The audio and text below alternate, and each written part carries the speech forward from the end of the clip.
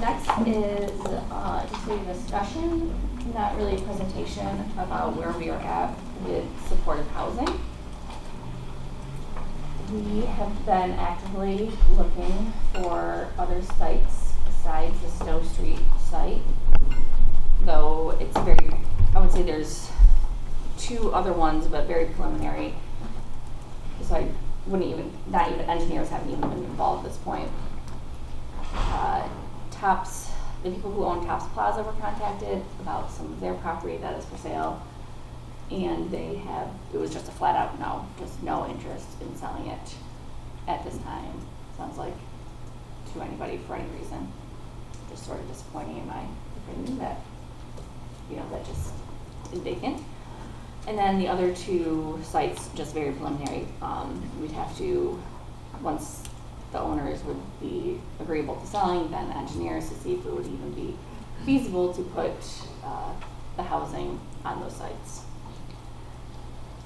So the next part of the discussion is we recently, last week, went up to Ogdensburg, a group of us, to look at a supportive housing site that they did. And they actually, it's not by any government, they had a grassroots organization called Step by Step that initiated the housing. They bought an old school for $15,000 actually, right in downtown Ogdensburg. It was an old elementary school, I think, and they, after they bought it, they were able to secure the grants, same type of grants that we are pursuing for the renovation and for the operating costs. And they house 19 or 20, I think they have 1 unit that's not up right now. And it was very impressive what they've done there. Beautiful building. Actually, I have the video, if you want to do the video of it. The individual rooms. Yep. Mm-hmm.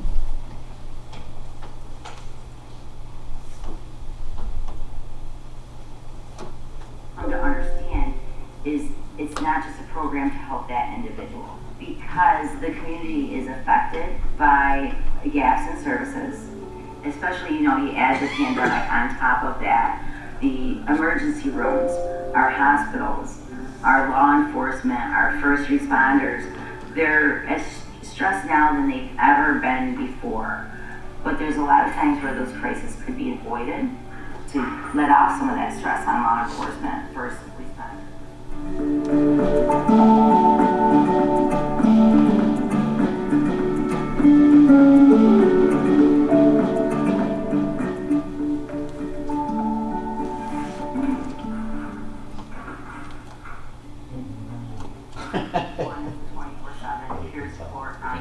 So this is in every housing unit. Even when you go to a transitional setting, you're not, that's not your forever home. Or you have a time restriction.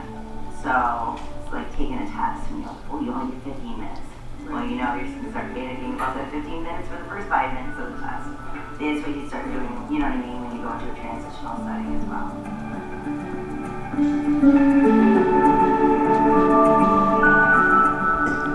Industrial size kitchen that they have in there for teaching cooking classes. And they also, there's a few pictures as well.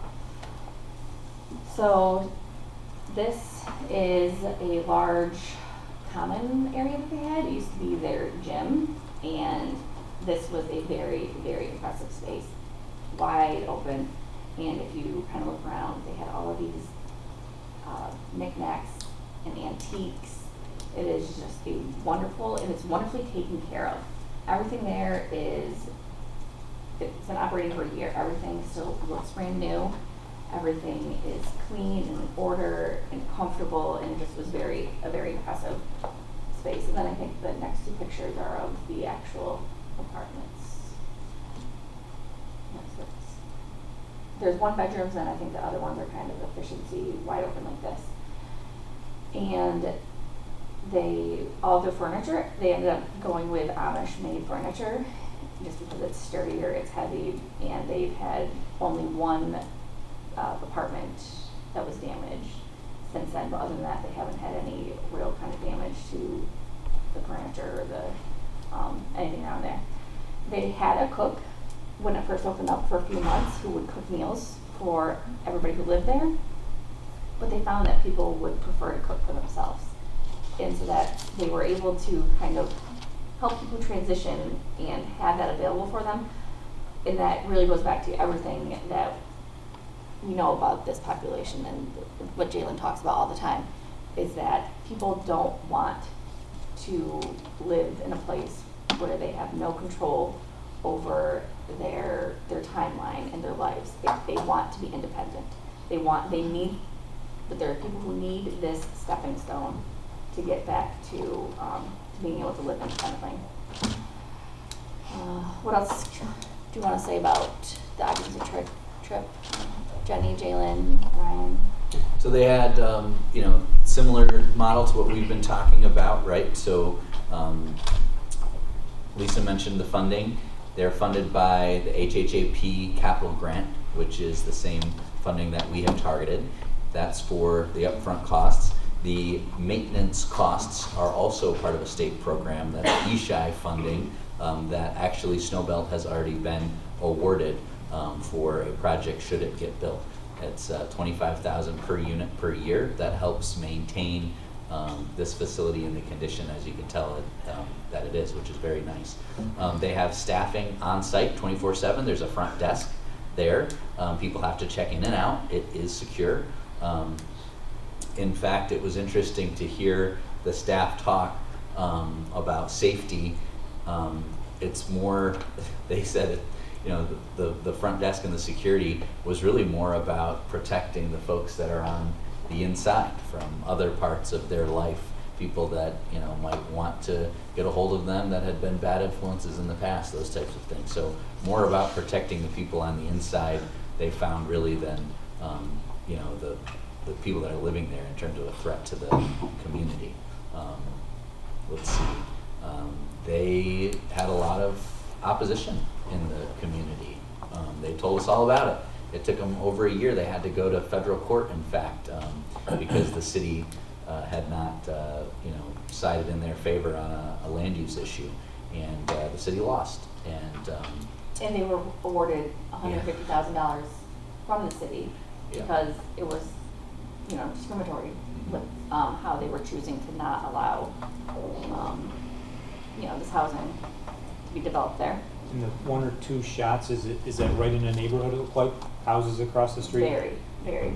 There, adjacent to this property is probably 45 homes, compared to one of the sites that we've talked about is adjacent, like 2 homes. Yeah. So this is much more centrally located than any of the sites that we had looked at here in Lewis County. But we walked around the place. People were going in and out, living their lives. It didn't seem to disrupt the neighborhood really in any way. They did say that they had one vocal opponent to the project, and now that person, a neighbor, comes over and helps with landscaping and the gardening, because they did realize that this is great for a community. What would this area really benefited from this, and like I said in the video, it takes the strain off emergency services. Jalen, do you wanna? I'm sure you have something to add for us. Just to fill in a couple. TLS, in partnership with us, got awarded the ESHI, so I just wanted to, don't forget Maureen in this process. A couple of the details that they went over with programming, and I work with Step by Step closely in the continuum of care for our Tri-County area, so we can share those programming documents too. Their tenant selection, it does restrict sex offenders. It is for local residents only. Their selection process does take a couple of months. The person has to be willing to participate in their treatment goals. So that $25,000 per unit funding sounds like a lot for rent.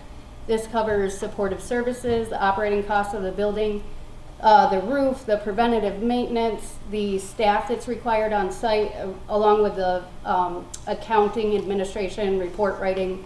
All of those things are included in that budget. So you really have to do the property budget out of that total cost. They did say that they had one person come in as a hospital discharge. I know I briefly mentioned that a lot of severe persistent mental illness starts appearing between 18 and 24, which is that 50% occupancy that we've selected. Sorry. So a lady came in, discharged from the hospital, and she stayed there for 6 months until she could get into the college dorm rooms, and now she's living successfully, independently. I think there's a lot of those stories. A lot of them, I think 4 units were currently working, and there's a couple more that had goals to regain employment. Each zone in the building is secure by passes, so you can't get there unless you live on that section. They are inspected weekly by staff to make sure they're not deteriorating. All guests have to sign in at the front desk, and you can't leave the front corridor without a pass, so you can't even get to the community room. And then to the point where there's all cameras, so even if that guest wants to see another tenant, the tenant has to escort them any of the common areas and bring them back down to sign them in to another guest. They said they thought they were going to get a lot of resistance from the tenants, but like Ryan said, it actually protects them, and they're like, oh, it's the rules, we can't allow guests in and they can't stay overnight. So it can't be that congregate place. I think that are some concerns about what do you do when you condense all these populations together, and how do we keep them safe? And so I think that was considered. Step by Step is a grassroots. They do have a drop-in center there that's open to the public. Their community room, they put on plays for the public. I think the property manager got a little too excited on that project, but it was, she said she put out 40 chairs because she was worried about all the resistance in the area and nobody's going to want to support them, and she didn't want them to feel bad. She was like, oh, I was just going to put 10 in. Ended up being standing room only. There was kids, families, adults that came there. They had bicycle races in their parking lot with all the kids from the neighborhood. I think it's really turned into, everybody was fearful of what it was going to look like and who was going to live there, and now it's a part of that community, and they've really embraced that on both sides. So I am still open to having conversations and the questions about the programming, but I think this is a real look at, in a rural area, what does this look like in a neighborhood, and how successful can our project be? Yeah, absolutely. Jan, anything?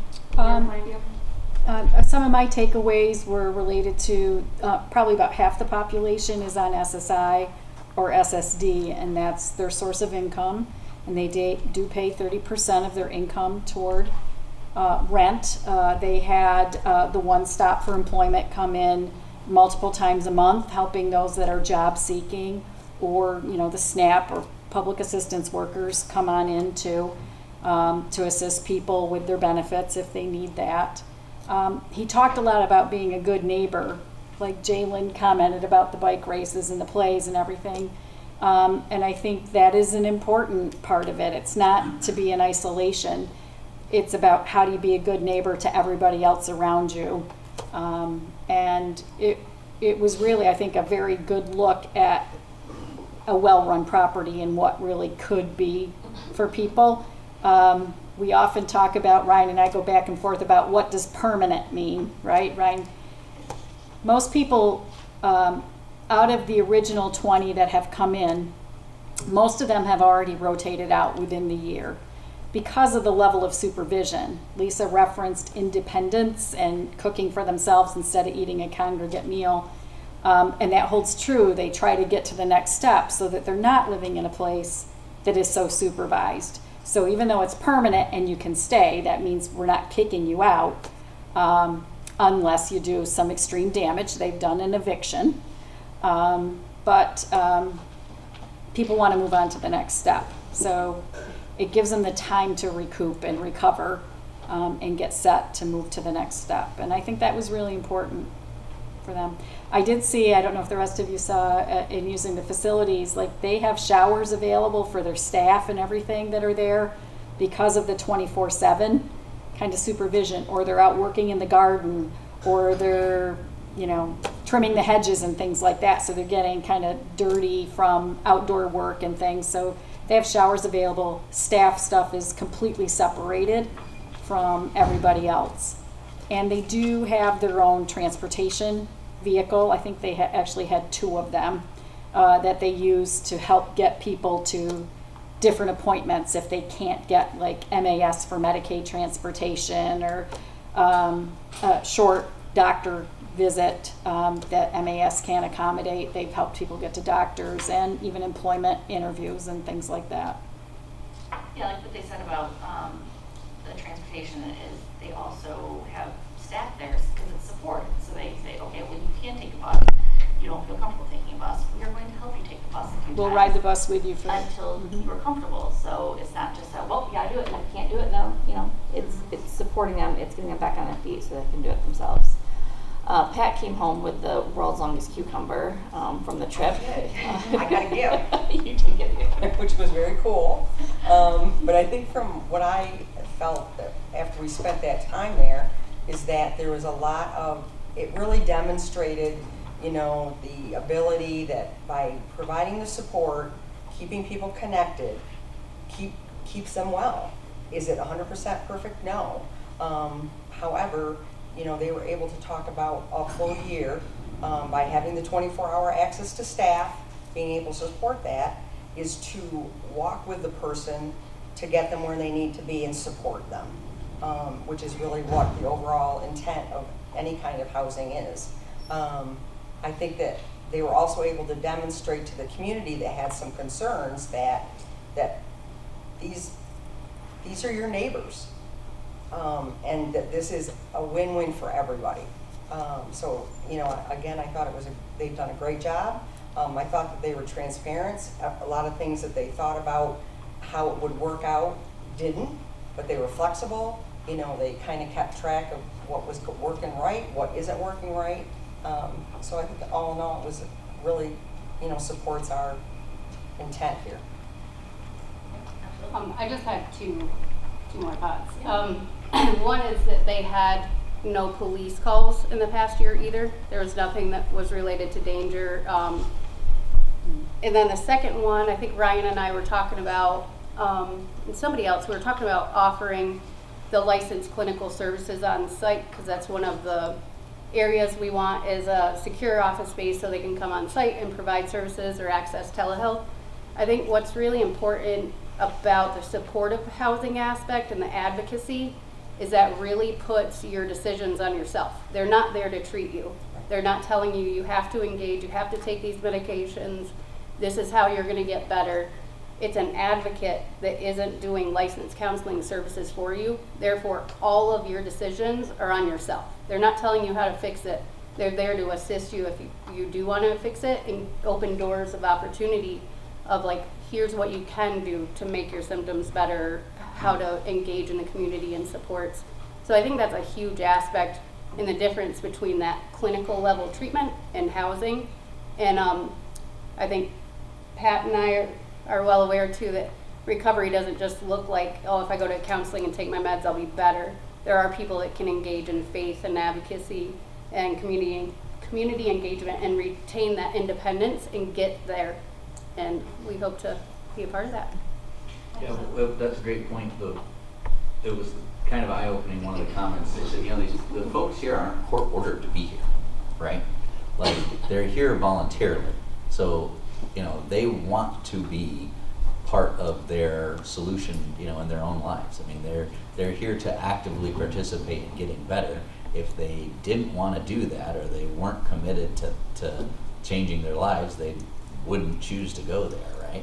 I mean, we're not going to force anybody to go to this facility, but there are folks in our community that are looking, you know, like Jenny said, to take that first step towards independence and kind of, you know, getting out on their own, and that looks different for everybody. And it's clear in Lewis County and a lot of places in the North Country that first step of the rung of the ladder is not there now. So it was a great learning experience, really. Yeah. And there's something else that we kind of talked about, and I think this is important.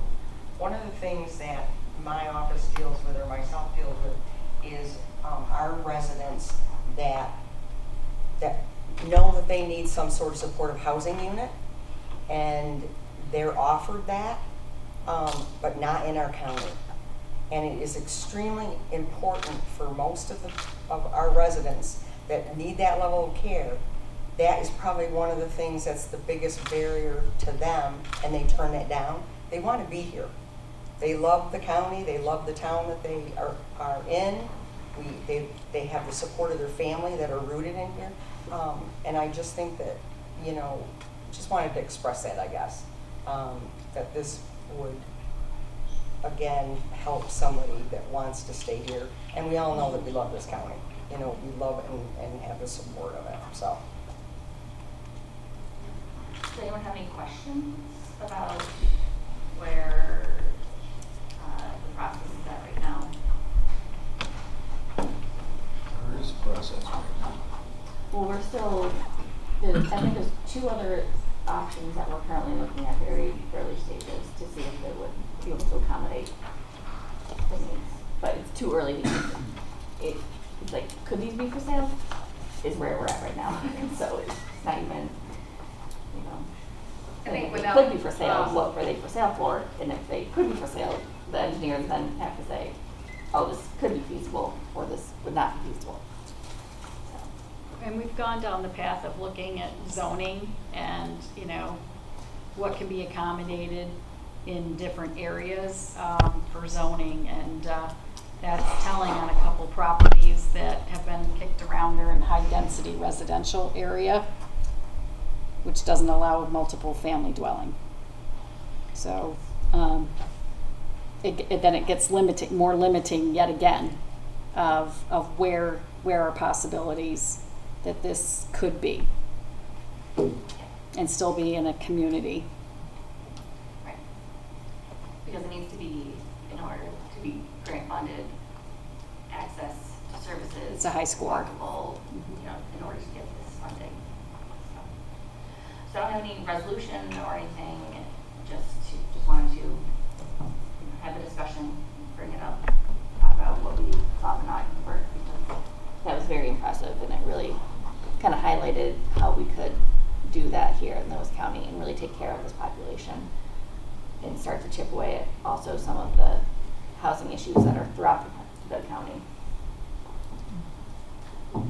Lisa, zoning, it's always a source of frustration for me. Maybe to clarify, Jenny, you said high-density housing. High-density residential. Residential, which I think is the opposite. Low density would not allow. No, it's actually, Joan and I were looking at it yesterday.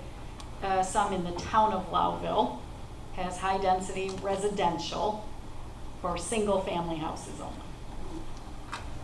That sounds like the opposite to me. I know it would. You would think it would, but yeah, no. So the points are, and come back to something Lisa said, in Ogdensburg they had some challenges and they were successful. They created a planned development. So Yeah. so maybe question what the town's or village's zoning is if their language is not proper. That could be questioned, and also to follow Ogdensburg's footsteps, that if there's some room in the zoning or some willingness by the municipality to allow something, you know, you've got an example of where a municipality couldn't stand by its zoning.